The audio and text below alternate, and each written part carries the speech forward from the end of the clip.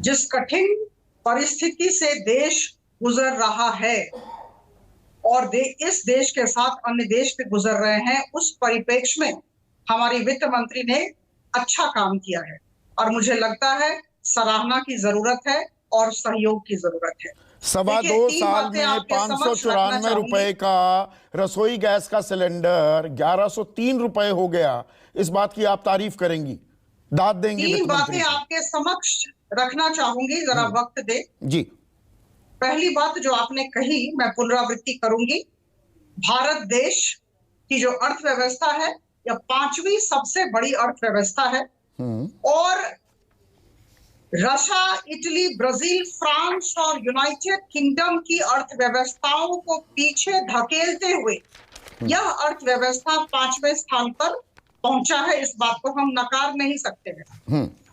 Corona के पहले अर्थव्यवस्था सबसे तेज गति से बढ़ने वाली अर्थव्यवस्था थी और बड़ी बात है कि उसके बाद भी, कोरोना के बाद भी अभी भी सबसे तेज गति से, सबसे तेज रफ्तार से बढ़ने वाली अर्थव्यवस्था है।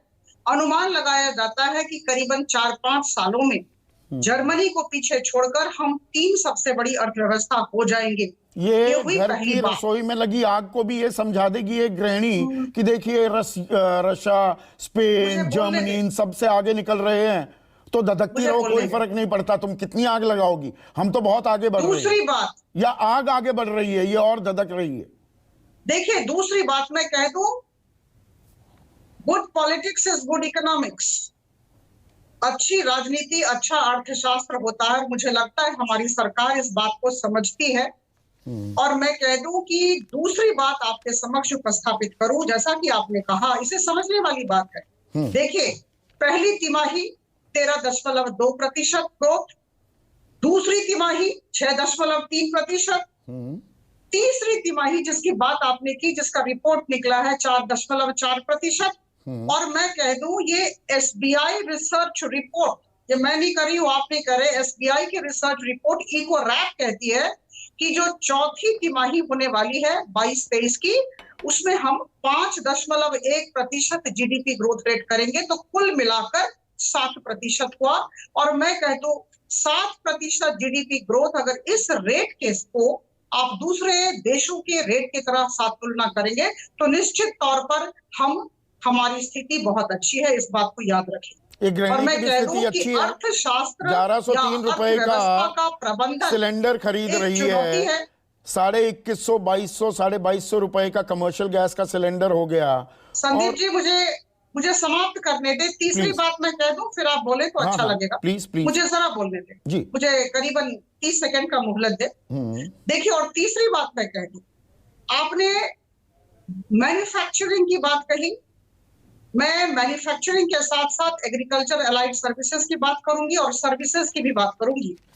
सेक्टर वाइज अगर मैं देखूं, ये जो तिमाही रिपोर्ट निकला इसके बारे में, ये जो तीसरी तिमाही का रिपोर्ट निकला है, अगर इसका हम विश्लेषण करें, इसकी समीक्षा करें, तो कृषि और कृषि संबंधित जितने कार्य हैं, 2022-23 के तीसरी तिमाही के रिपोर्ट के अनुसार ग्रोथ रेट एग्रीकल्चर और अलाइड एक्टिविटीज का 3.7% है। कॉरेस्पॉन्डिंग फिगर 2.3% है। मैन्युफैक्चरिंग आपको लग रहा है बहुत कम हो गया, ऐसा प्रतीत हो रहा है, लेकिन अगर हम डेटा पर जाएं तो 22-23 में 2.4% और पिछले वर्ष यह 1.6% था, 21-22 की तीसरी तिमाही। और सर्विसेज की बात मैं कह दूं, बेहतरीन ग्रोथ रेट 6.2%। अगर हम इसे सेक्टर वाइज ले तो मैं फिर से कहना चाहूंगी कि 5.1% हमारा विकास दर चौथी तिमाही में होने जा रहा है और कुल मिलाकर यह 7% होगा, जो दूसरी बड़ी अर्थव्यवस्थाओं की तुलना में बहुत ही अच्छा है। हाँ, और इसलिए वित्त मंत्री जी को बधाई देना चाहिए। अभी रसोई गैस पर अटकी हुई है, ये इसमें इतना भयंकर जो विकास हो रहा है, 7% छोड़िए, 100% के करीब 2.25 साल में दाम बढ़ गए सिलेंडर के।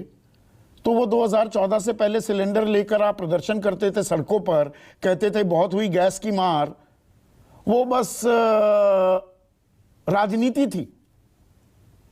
नहीं, देखिए, वो गुड तथ्य के गुड साथ बात पॉलिटिक्स, करें। गुड इकोनॉमिक्स की बात कर रहे हैं। वहां गुड पॉलिटिक्स तो थी, तो यहां गुड इकोनॉमिक्स कर दीजिए, जो बात आपने जो वादा किया था।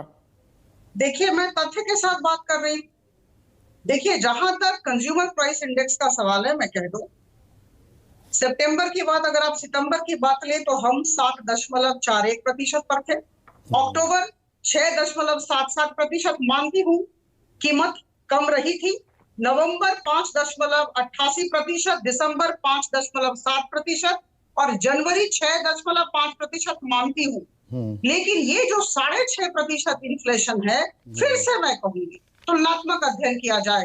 अगर आप एवरेज एनुअल इन्फ्लेशन लेंगे अगर ग्लोबल प्लेटफॉर्म पर, तब आप देखेंगे कि निश्चित तौर पर हम अच्छी स्थिति में है। वहां अपराजिता, मुझे आपकी 7.3% तारीफ चल करनी रहा है। होगी। आज आप राजनेता, तो राजनेता काफी पहले बन गई, पर आज आपके अंदर का ब्यूरोक्रेट, एक आईएएस अफसर फिर से जाग गया, और वो आंकड़े जो दे रही हैं, मैं उनको बिल्कुल डिनाई नहीं कर रहा हूं, पर इस आंकड़ों के खेल में क्या आप एक आम आदमी को यह समझा पाएंगी? वो पूछ रहा है 12 रुपए प्रति लीटर दूध के दाम क्यों बढ़ गए, आटा 5 रुपए महंगा क्यों हो गया, दाल देखिए, सब्जी फल वो महंगे क्यों हो रहे हैं? एक किसान राजेंद्र तुकाराम चौहान 512 किलो प्याज बेचने जाता है, 512 रुपए के, यानी कि 1 रुपए प्याज की कीमत लगाई जाती है, और वैसे उसे सब उसकी ट्रांसपोर्टेशन और ढुलाई तुलाई मजदूरी काट कर उसको दिया जाता है 2 रुपए का चेक 512 किलो प्याज के लिए, जो प्याज हम 30 से 40 रुपए का खरीद रहे हैं। या इसमें वित्त मंत्री नहीं खाती प्याज, तो प्याज कोई बड़ी चिंता नहीं है, प्याज देखिए, खाना बंद कर दीजिए। पृष्ठभूमि को ध्यान में रखना होगा। मैं सबसे गुजारिश करूंगी, विश्व कठिन दौर से गुजर रहा था और इस बात को हम सबको नजर में रखना होगा। अगर हमने नजरअंदाज किया तो हमारी अपरिपक्वता होगी। रशिया यूक्रेन युद्ध के दौर से हम गुजर रहे हैं, दूसरा साल शुरू हो गया, युद्ध चल रहा है।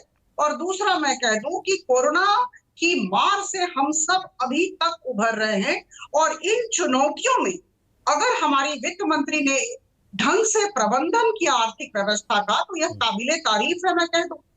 और जहां तक दूसरे अर्थव्यवस्थाओं का सवाल है, जैसा कि मैंने कहा, अभी स्थिति बहुत डामाडोल है। कुछ दिन पहले वित्त मंत्री महोदया जयपुर गई थी। उनका वक्तव्य मैंने सुना, मुझे बड़ा अच्छा लगा। उनसे पूछा गया था इन्फ्लेशन के बारे में, उन्होंने कहा था कि हर तरह का प्रयास केंद्र सरकार की तरफ से किया जा रहा है, हम कीमत को निश्चित तौर पर कम करेंगे। उसके बाद उन्होंने एक उदाहरण दिया कि दाल की कीमत को हम कैसे कम कर रहे हैं। उन्होंने कहा, देखिए मैं उदाहरण देती हूँ, दाल की कीमत को हम कम कर रहे हैं, इंपोर्ट ड्यूटी हमने बढ़ा दी है, और बड़ी बात है कि हमने पल्सेस की प्रोडक्शन भी बढ़ा दी है। उत्पादकता अगर बढ़ेगी तो निश्चित तौर पर सप्लाई भी बढ़ेगा, और इसकी वजह से ये इस तरह के पदक्षेप लिए जा रहे हैं, इंपोर्ट ड्यूटी कम किया गया। मैं कहना चाह रही हूँ कि जहां तक प्याज का सवाल है, गैस सिलेंडर का सवाल है, देखिए चुनौतियां हैं, जो पृष्ठभूमि है अंतरराष्ट्रीय पृष्ठभूमि है, जो स्थिति है,